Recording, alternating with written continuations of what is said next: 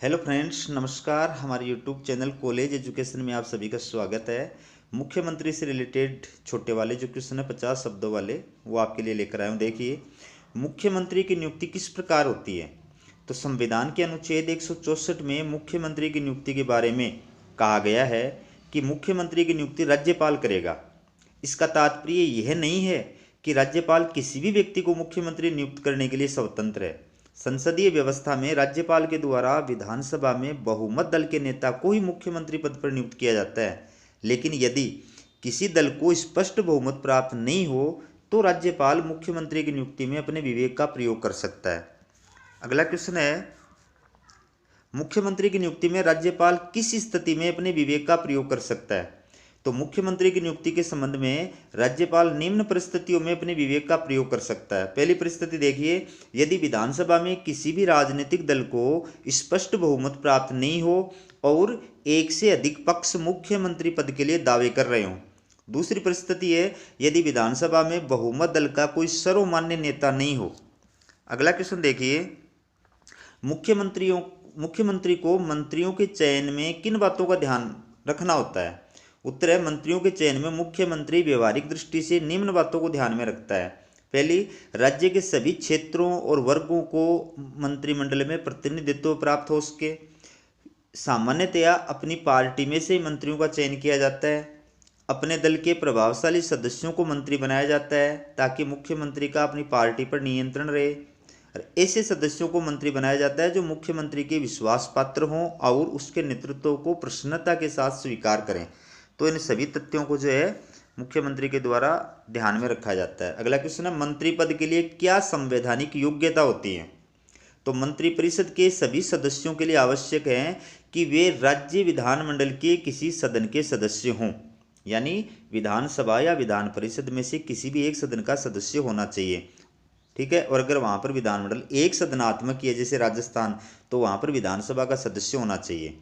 इसके अलावा यदि कोई व्यक्ति मंत्री पद पर नियुक्ति के समय विधानमंडल के किसी भी सदन का सदस्य नहीं है तो उसके लिए 6 माह के भीतर विधानमंडल के किसी सदन की सदस्यता प्राप्त करना आवश्यक होता है।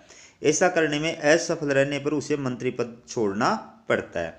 यानी अगर वो विधानसभा का सदस्य नहीं है राजस्थान की स्थिति में, तो उसे क्या करना होगा, वो बिना सदन का सदस्य हुए भी 6 महीने तक तो मंत्री रह सकता है, लेकिन 6 महीने के बाद अगर उसको मंत्री पद चाहिए, बने रहना है, तो उसको विधानसभा की सदस्यता ग्रहण करनी पड़ेगी। चाहे निर्वाचन के माध्यम से ग्रहण करे, चाहे मनोनयन के माध्यम से ग्रहण करे, लेकिन उसको सदस्यता ग्रहण करनी पड़ेगी, अन्यथा पद से त्यागपत्र देना पड़ेगा। अगला क्वेश्चन देखिए, संविधान के अनुसार एक राज्य में मंत्रियों की अधिकतम संख्या कितनी हो सकती है। तो उत्तर है, 91वें संविधान संशोधन 2003 के आधार पर व्यवस्था की गई है कि राज्य में मुख्यमंत्री सहित राज्य मंत्रिपरिषद के सदस्यों की संख्या विधानसभा की कुल सदस्य संख्या के 15% से अधिक नहीं हो सकती। तो कमेंट करके बताएं कि राजस्थान में मंत्रिपरिषद की सदस्य संख्या कितनी है। ठीक है, किंतु राज्यों में मुख्यमंत्री समेत मंत्रियों की न्यूनतम संख्या 12 से कम नहीं हो सकती है। अगला क्वेश्चन है, राज्य कार्यपालिका से क्या तात्पर्य है। तो संविधान के भाग 6 और अनुच्छेद 153 से 167 तक में राज्य कार्यपालिका के बारे में बताया गया है। तो राज्य कार्यपालिका में राज्यपाल, मुख्यमंत्री, मंत्रिपरिषद और राज्य के महाधिवक्ता यानी एडवोकेट जनरल आदि शामिल होते हैं। इन्हें संयुक्त रूप से राज्य कार्यपालिका कहा जाता है। तो दोस्तों, राज्यपाल के बारे में या एडवोकेट जनरल के बारे में आप कंपटीशन एग्जामों की दृष्टि से वीडियो देखना चाहते हैं तो हमारा यूट्यूब चैनल है शेखावाटी लेक्चर, उसको देखिए।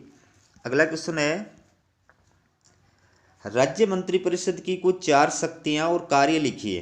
तो मंत्रिपरिषद राज्य की राजनीतिक और प्रशासनिक व्यवस्था में नीति निर्धारक होती है। राज्यपाल द्वारा की जाने वाली सभी नियुक्तियां मंत्रिपरिषद के परामर्श से ही की जाती हैं। बजट तैयार करवाने और उसको पारित कराने का उत्तरदायित्व भी मंत्रिपरिषद का होता है। और मंत्रिपरिषद कानून निर्माण के क्षेत्र में विधानमंडल का नेतृत्व करती है। अगला क्वेश्चन देखिए, मुख्यमंत्री के कोई 4 कार्य और शक्तियां बताइए। तो मंत्रिपरिषद का निर्माण करना, मंत्रियों में विभागों का बंटवारा करना और पुनर्आवंटन करना। ठीक है, मतलब एक बार दिए गए विभाग को चेंज भी किया जा सकता है। फिर है मंत्रिपरिषद का कार्य संचालन करना और विधानसभा का नेतृत्व करना।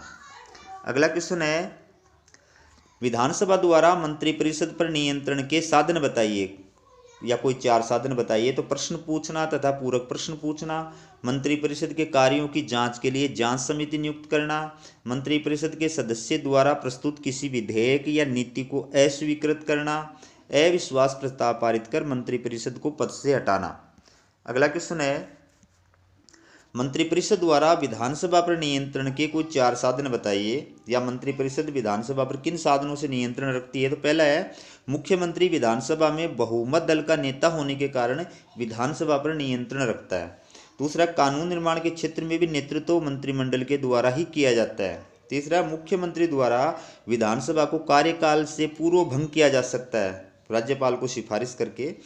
चौथा है, दलीय अनुशासन के कारण विधानसभा में बहुमत दल मंत्रिमंडल की इच्छा अनुसार कार्य करने के लिए बाध्य होता है। तो इन साधनों से मंत्रिपरिषद विधानसभा पर नियंत्रण रखती है। अगला क्वेश्चन है, मुख्यमंत्री विधानसभा का नेता होता है, स्पष्ट कीजिए। तो मुख्यमंत्री विधानसभा का नेता होता है। सदन के नेता के नाते मुख्यमंत्री विधानसभा की कार्यवाही पर नियंत्रण रखना, विधानसभा का सत्र बुलाना और सत्रावसान करना, विधानसभा को भंग करने का राज्यपाल को परामर्श देना आदि कार्य उसकी इच्छा अनुसार ही होते हैं। इसके अलावा विधानसभा में कानून निर्माण कार्य भी उसकी इच्छा अनुसार ही होता है। और लास्ट क्वेश्चन है दोस्तों, संविधान में मुख्यमंत्री के क्या कर्तव्य बताए गए हैं। तो संविधान के अनुच्छेद 167 में मुख्यमंत्री के 3 कर्तव्य बताए गए हैं। पहला है, राज्य प्रशासन संबंधी मंत्रिपरिषद के निर्णयों और विधेयकों की सूचना राज्यपाल को देना। दूसरा, राज्यपाल द्वारा मांगी गई सूचनाएं प्रदान करना। तीसरा, जिस विषय पर किसी मंत्री ने निर्णय किया है किंतु मंत्रिपरिषद में निर्णय नहीं किया गया है, उसे राज्यपाल की अपेक्षा करने पर मंत्रिपरिषद के समक्ष प्रस्तुत करना। तो दोस्तों, हमारा वीडियो कैसा लगा कमेंट करके ज़रूर बताएं। अगर आप कंपटीशन एग्जामों की तैयारी कर रहे हैं तो उस दृष्टि से वीडियो महत्वपूर्ण है, लेकिन उसके अलावा भी मेरा यूट्यूब चैनल और है अलग से, जिसमें जीके की तैयारी कराई जाती है, और उसका नाम है शेखावाटी लेक्चर।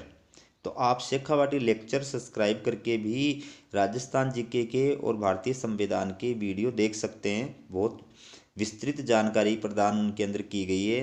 कई गाइडें और बुक्स की सहायता से और क्वेश्चन तैयार किए गए हैं। बहुत इंपॉर्टेंट क्वेश्चन है, आप देखिए एक बार, फिर निर्णय कीजिए कि आपको देखना चाहिए कि नहीं देखना चाहिए। तो हमारा वीडियो देखने के लिए आपका बहुत बहुत धन्यवाद।